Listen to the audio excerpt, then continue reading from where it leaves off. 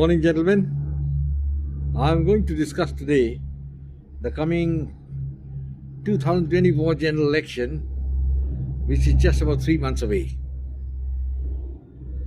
Well, gentlemen, as you're aware, this is going to be the biggest general election in the world, and it's of a nation which is of 1.4 billion people. I don't think you have such a big democracy anywhere else. We've got China, we've got a similar population, but it's an autocratic state. They give people under wraps, control everything, while in India, there's a lot of freedom. So the question arises, what's going to happen in India in the coming general election? Now, the Bharatiya Janata Party, led by Narendra Modi, has been in power for almost 9 years. And by the time the election is held, they would have finished 10 years. So there would be an anti-incumbency vote against them. There's a possibility. And the question is, will they survive that and still win? Or the ragtag opposition can cobble a few people together and take over the government? Well, gentlemen, I have going to give my reasoning on 2 counts. The first is the astrological one, which is a very brief one. The stars do not convey the impression that the opposition is going to win. That's number one. There's so many reasons for it.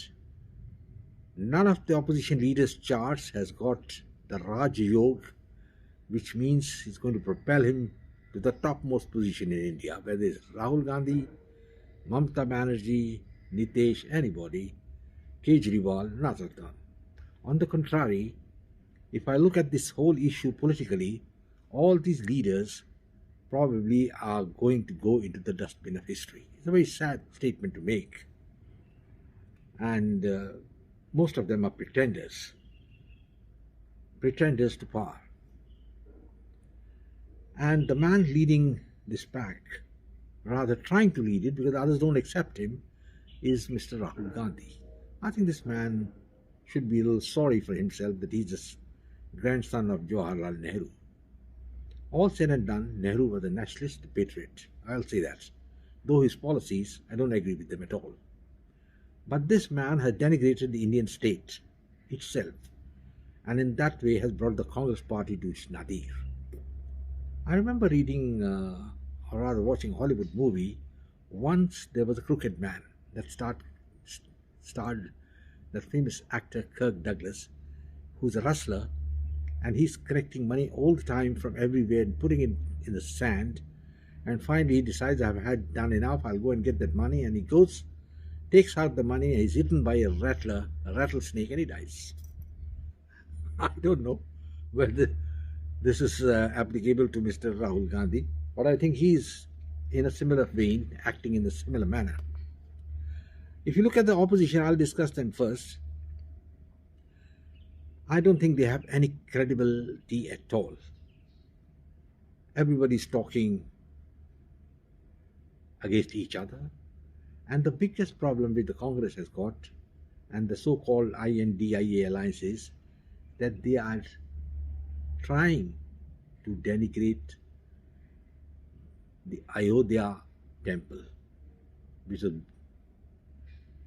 supposed to personify Ram. I'm not for it, I'm not against it. I have my own views about this temple being there or not there. I've been to Ayodhya when I was doing a course at the earlier CMP Center and School at Faizabad, and Ayodhya is just about 13 miles from Faizabad. I've been there. I don't think there was anybody interested in that temple at that time.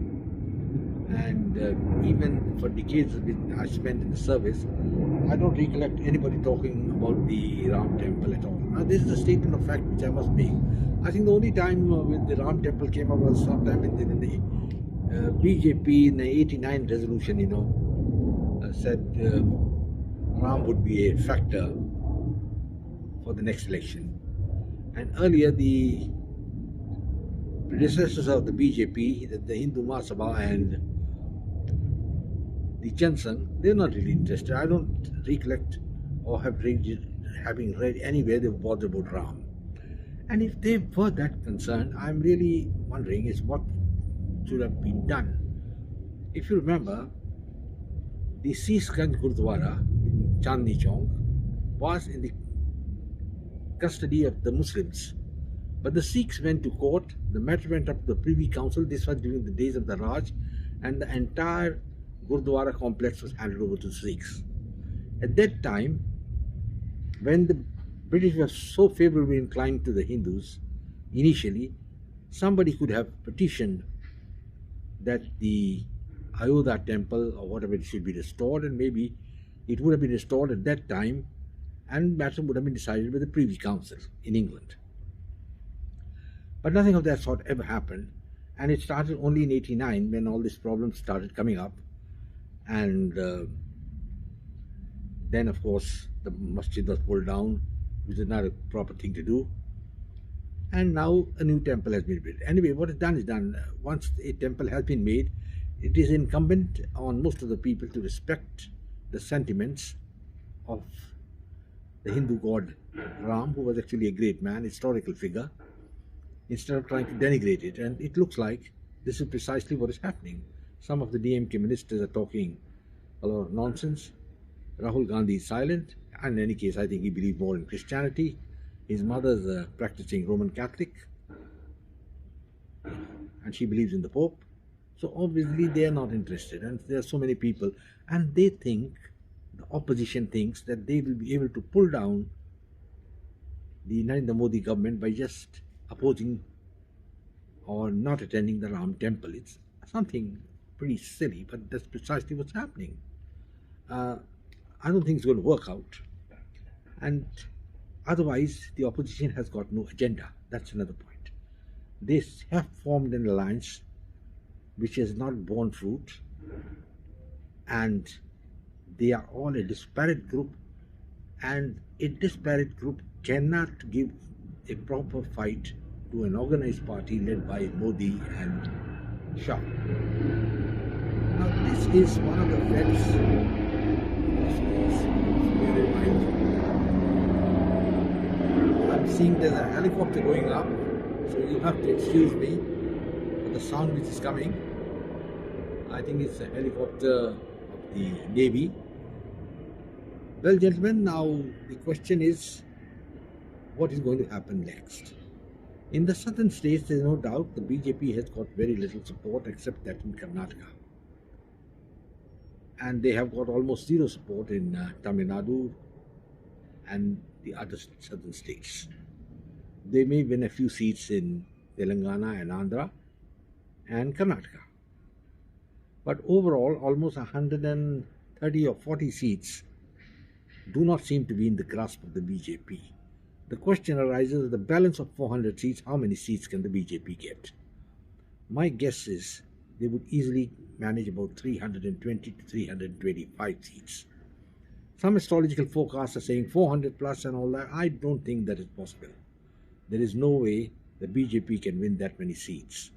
They got the anti-incumbency factor against them also. But at the same time, the people have been regenerated, and BJP is playing the Hindu card.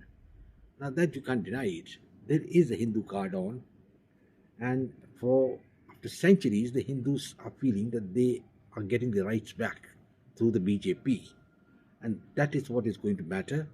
The BJP is going to win in almost all the states, starting from Maharashtra, Gujarat, Madhya Pradesh, Rajasthan, Delhi, Himachal, UP, Bihar, Assam, Tripura, and they will win substantial number of seats in Bengal and other places.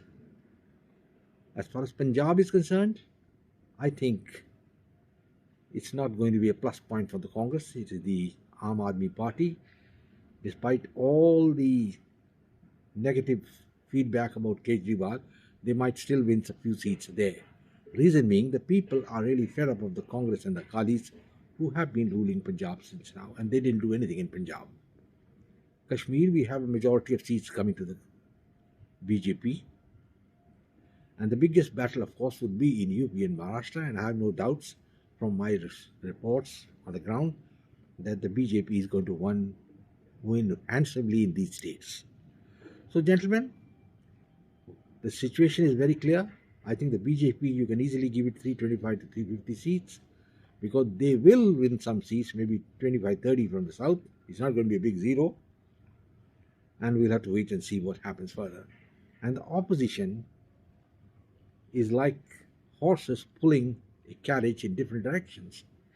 Everybody wants to be prime minister, and everybody's frightened because they've been doing so many illegal things. They're thinking now we're going to spend the next time in jail. I mean, look at Kejriwal. I mean, he's talking sometimes absolute nonsense, this man. And he's probably thinking he's prime minister material, but to my mind, he just looks like a head clerk. I mean, that's a sad statement, but that's the appearance he creates. He's not that of a great leader or something. Rahul Gandhi is a little better, but at the same time, when he opens his mouth and starts talking, his biases come out. He's not a pragmatic man. He doesn't know which side the wind is blowing. Sharad Pawar, 83, is still wanting to continue in power. Just think of it. The French president Macron is 46. He's appointed a prime minister 34 years old. So it's the time for the youth. But here we have Sharad Pawar at the age of 83 still saying, I want to continue in power. There's no end to it. Everybody's like that. Look at Nitish Kumar. He's a man like the ping pong ball, He bounces from there, here, there, here. And in any case, he's a rejected man. He's been chief minister thanks to the BJP for so many years. And the BJP gave him a long rope, which they should not have. I think they studied the astrological chart and decided that he should be not touched at all. In any case, I think he's singing his swan song. He's on his way out. This is the last election. We won't hear anything about Nitish Kumar after that. Mamata Banerjee is a viterative woman. It surprises me that she was a minister in the Vajpayee cabinet also. And I think she was a different lady at that time. But she ditched them, went back, joined the Congress, ditched them, and took over the mantle of the CPM. That is all Gundaism and Dadaism. These things don't work in the long run. I think this is what Mamata has not realized. And there's no backup to her in the leadership. All the people there are just yes men, rubber stamps. And they think they're doing a great thing, in supporting her.